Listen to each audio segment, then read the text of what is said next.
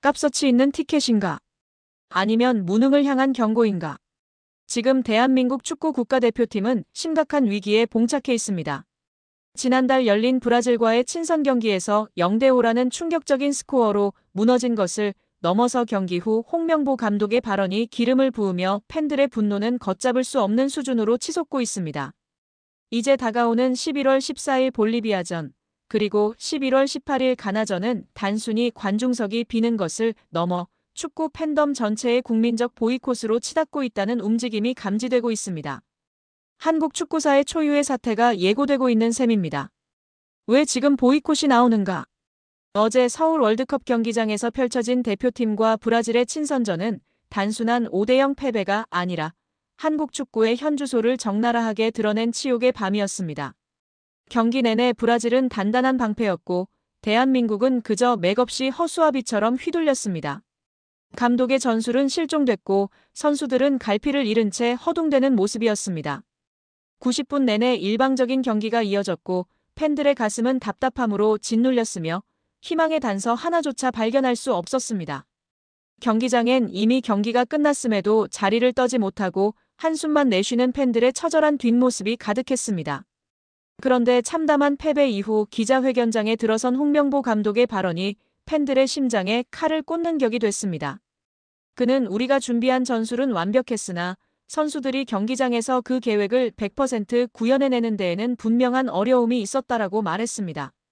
이어 결정적인 순간의 판단력과 침착함은 훈련만으로 채울 수 없는 부분이라며 책임을 은근슬쩍 선수 쪽으로 돌리는 듯한 뉘앙스를 풍겼습니다.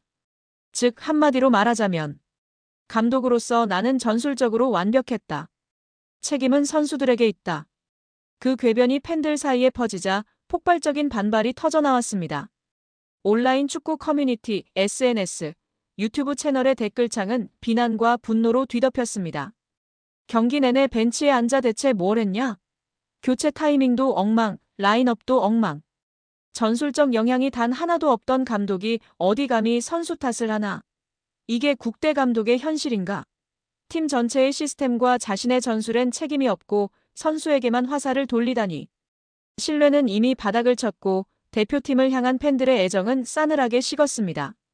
그런 가운데 이러한 분노는 단순히 온라인 여론에 머물지 않고 며칠 앞으로 다가온 볼리비아전과 가나전에 대한 전국민적 외면으로 확산되고 있습니다. 이미 티켓을 구매한 수많은 팬들이 온라인 커뮤니티에 인증글을 올리며 선언하고 있습니다. 피 같은 내 돈 주고 산 티켓이지만 저 감독과 저 경기력은 더 이상 참을 수 없다. 가서 야유 퍼붓는 것조차 아깝다. 가장 큰 처벌은 철저한 외면이다. 실제로 한 보도에 따르면 대표팀 경기 티켓 수익이 급격히 떨어지고 있다는 조사 결과가 나와 있습니다.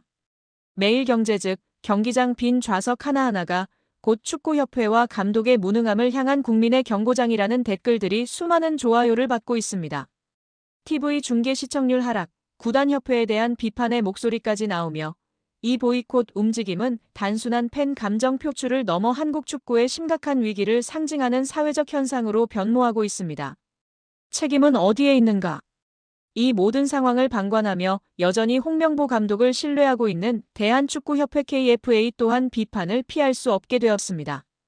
팀 성적 부진 감독 책임 회피 발언 팬 신뢰 붕괴 티켓 구매 거부 운동이 흐름 앞에 협회가 과연 어떤 책임을 지고 있는지 묻는 목소리가 커지고 있습니다.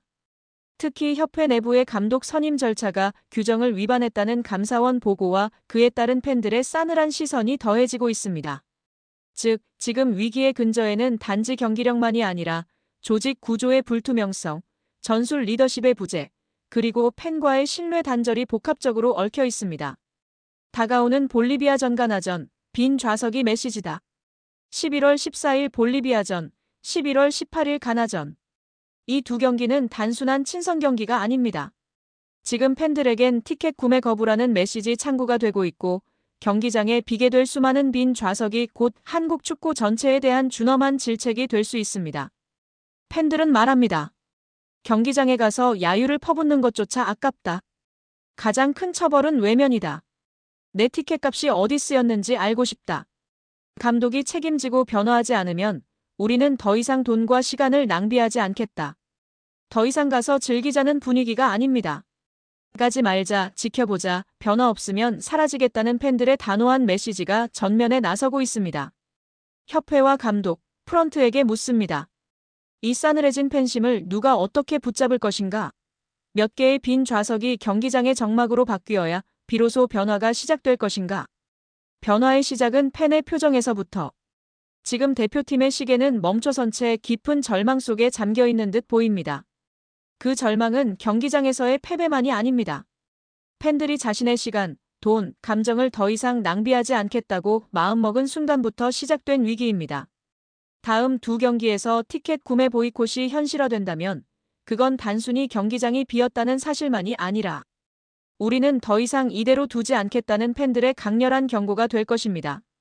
감독에게도 협회에게도 말합니다. 준비되지 않은 체제, 변명으로 일관하는 리더십의 팬들은 신뢰를 거두었습니다. 변화하지 않으면 팬은 돌아오지 않는다. 티켓을 들여다보세요. 그것은 당신이 선택한 즐거움이 아니라 당신이 던지는 메시지일 수 있습니다. 11월 14일, 18일. 경기장의 빈 좌석은 우연이 아닐 것입니다. 팬들이 보여줄 침묵의 항의가 되어줄 것입니다. 11월 14일. 이포트 진입의 분수령이 될 11월 A매치 2연전의 첫 단추 볼리비아전을 앞두고 있습니다. 볼리비아 대표팀은 에두아르도 비에가스 감독 체제에서 전통적인 남미 스타일과 실용적인 수비 축구가 혼합된 팀인데요. 그의 철학은 화려하진 않지만 끝까지 물고 늘어지는 팀으로 요약할 수 있습니다. 실용적인 수비 중심의 전술로 카운터 어택을 통해 공격을 일삼는 팀입니다. 빠른 전환 속도와 피지컬을 앞세우고 있는데요. 이번에 우리나라는 포트의 확보를 위해선 반드시 이겨야만 하는 상황입니다. 경기를 앞두고 열린 공식 기자회견에서 볼리비아 비에가스 감독님이 참석했습니다. 기자는 먼저 한국은 상당히 강한 상대인데 한국팀에 대한 인상은 어떤지 물었습니다. 비에가스 감독은 한국은 단지 빠른 팀이 아닙니다. 그들은 조직적으로 매우 성숙한 팀입니다. 그리고 무엇보다 선수 개개인의 수준이 남미 어느 강팀에도 뒤지지 않습니다. 우리는 한국을 잘 알고 있습니다. 그들의 압박 속도, 전환 속도, 그리고 홈팬들의 분위기까지 모두 분석했습니다. 특히 손흥민, 이강인, 김민재 이 세 선수는 단순히 유럽에서 뛰는 선수가 아니라 팀의 철학을 대표하는 얼굴들이죠. 기자는 이어 그 중에서도 특히 경계하는 선수가 있는지 물었습니다. 비에가스 감독은 물론 있습니다. 손흥민입니다. 그는 단순한 공격수가 아닙니다. 공간을 읽는 능력, 가속 타이밍, 그리고 결정력. 이런 세 가지가 동시에 완성된 선수는 많지 않습니다. 그는 볼을 잡지 않아도 상대 수비를 불안하게 만듭니다. 한국이 공격으로 전환하는 순간 수비수들이 가장 먼저 그를 찾는 이유가 있죠. 그는 전술을 뛰어넘는 존재입니다. 손흥민은 시스템 속 선수가 아니라 시스템을 재편하게 만드는 선수입니다. 이어 파리 생제르맹에서 뛰고 있는 이강인 선수에 대해서는 어떻게 평가하는지에 대해선 비에가스 감독은 이강인은 창의적이고 공간을 보는 눈이 아주 좋습니다. 그가 공을 가질 때마다 경기의 리듬이 바뀝니다. 다만 한국이 때때로 너무 많은 공격을 그에게 의존할 때가 있습니다. 그는 아직 젊지만 이미 팀의 두뇌 역할을 하고 있죠. 그 점이 우리에게는 위협이자 동시에 기회가 될 수도 있습니다. 이어 김민재 선수에 대해선 비에가스 감독은 김민재는 단순한 수비수 이상입니다. 그는 공격의 출발점입니다. 수비 라인에서 전진 패스를 시도할 때 우리는 반드시 그 각도를 막아야 합니다.